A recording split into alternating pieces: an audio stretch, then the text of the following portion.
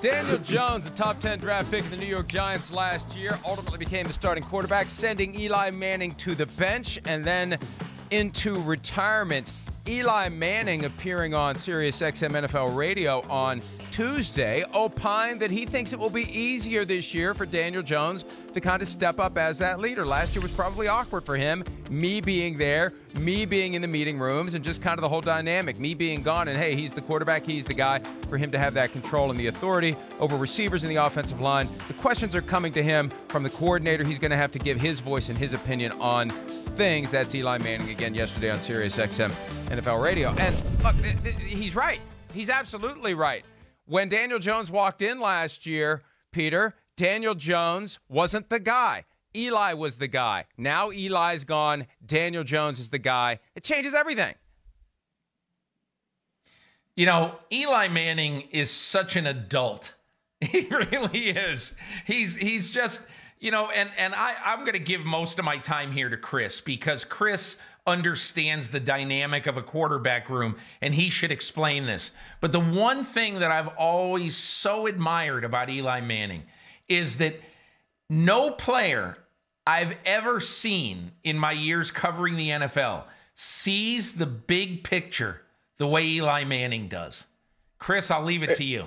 Yeah, well, I'm with you there, though. I mean, he's just got a great way about him. And I think that's why he was so well respected by the Giants organization and guys in the locker room. Just unaffected by anything, always seems to see the cup half full and positive about no matter what happens. But this is a very real dynamic. I mean, is when you're talking about, you know, again, first off, a young quarterback coming into a locker room with a guy who's won 2 Super Bowls and is the best quarterback in franchise history.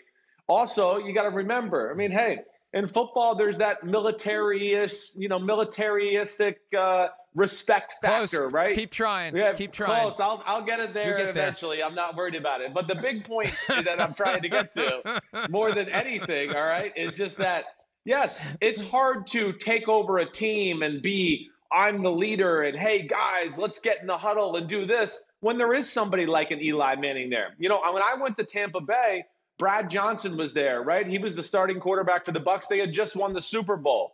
By my second year, I was kind of challenging Brad Johnson for the starting spot. And week 4, Gruden ended up making the change and making me the starter. But even when I was made the starter, you know, I might want to say something to the team, but I would still kind of look out of the corner of my eye at Brad Johnson and be like, is that okay? Did I say that? You know, because I had just had too much respect for him. First off, I was a young man that was raised to be respectful to your elders and people who had been there and done that and put in hard work. So I didn't want to step on his toes or disrespect him in any way. And he couldn't have been better with me. And he, you know, go ahead, Chris, it's your team. But I still had a hard time just being that guy with him being there. So I do think there is something to that. And Daniel Jones' voice will be much louder and his presence in the locker room will be much bigger this year. But here's the thing, and I think about Eli Manning, and as you said, he was always kind of a calm and confident guy. At times he was criticized for not being vocal enough, for not being that voice. One of the reasons why OBJ was off the rails from time to time, there wasn't a quarterback who was dropping F-bombs and getting in people's faces and holding guys accountable. Do we think, Chris, that Daniel Jones is going to be that guy now that he doesn't have the shadow of Eli Manning to hold him in place? Or is he going to be kind of like what he learned from watching Eli Manning last year? Well, yes, he's not going to change the person he is to what you're saying, Mike. That's a very good question. You're right. No, I don't think now that Eli's there, he's going to be, hey, you get in the huddle. Hey, this guy, do that. What are you doing?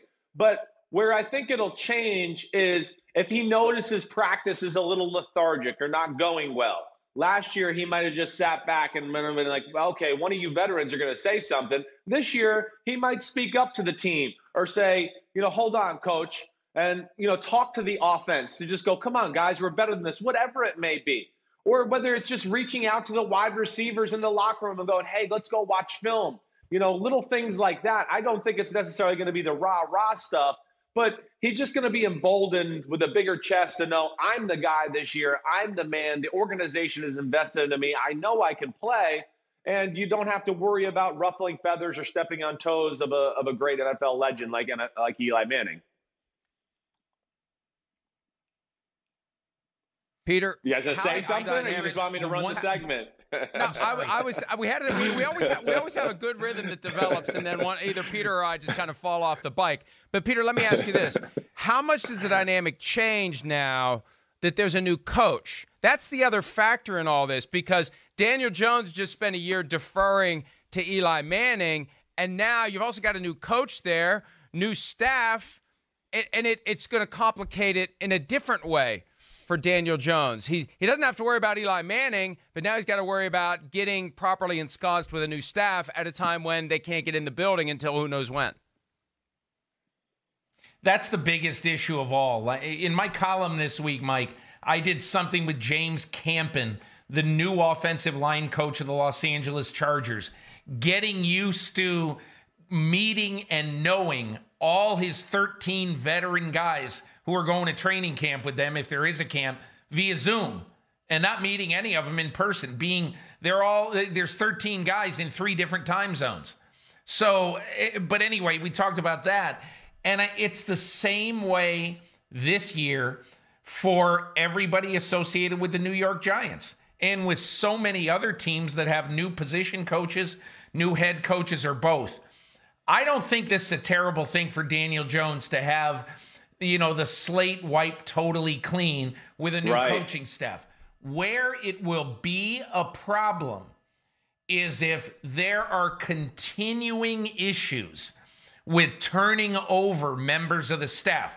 Brian Flores in Miami took Chad O'Shea from New England. Didn't work out. So now all of that has to change because now there's a new offensive system with Chan Gailey. So, what has to happen is that you've got to start, you got to do something that's going to last for 2 or 3 or 4 years so that every year you're not starting from scratch. That, to me, is the biggest issue that Daniel Jones has to make sure that it doesn't get to be like a Josh Rosen deal, where in the last 7 years of his football life, he's had 7 different offensive coordinators. Mike, I think there's – oh, sorry. I was just going to say, just to piggyback off of what he's saying too, and the question you raised, yes, Peter's right. We don't want consistent coaching changes for a guy like Daniel Jones, but I do think the new coaching change is actually going to be a positive for him. It's a regime change. This is, it's no longer Eli Manning's team. It's just an all new focus of, all right, it's Joe Judge and Daniel Jones. And Joe Judge, he is going to go back or already has gone back and watched last year's film. And he's going to know when he watches it and go, man, Daniel Jones is really good.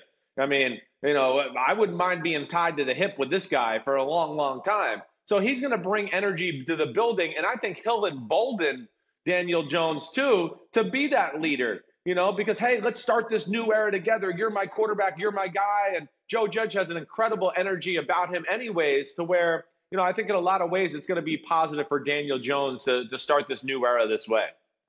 And everything you guys said makes perfect sense. I like it. I agree. I can sign off on it. But I'm sitting here remembering that it's now regarded as a given that General Manager Dave Gettleman is on the hot seat this year, which doesn't fit with this idea of continuity, because you get a new GM, you know what's going to happen. The GM is going to be looking to make changes to get his people in there. Here's hoping they do enough so they can keep the GM in place, keep the coaching staff in place, and let this percolate a little bit and see what the Giants can be. Hi, I'm Mike Tirico, and thanks for watching. Make sure to hit subscribe for the latest news and highlights from NBC Sports.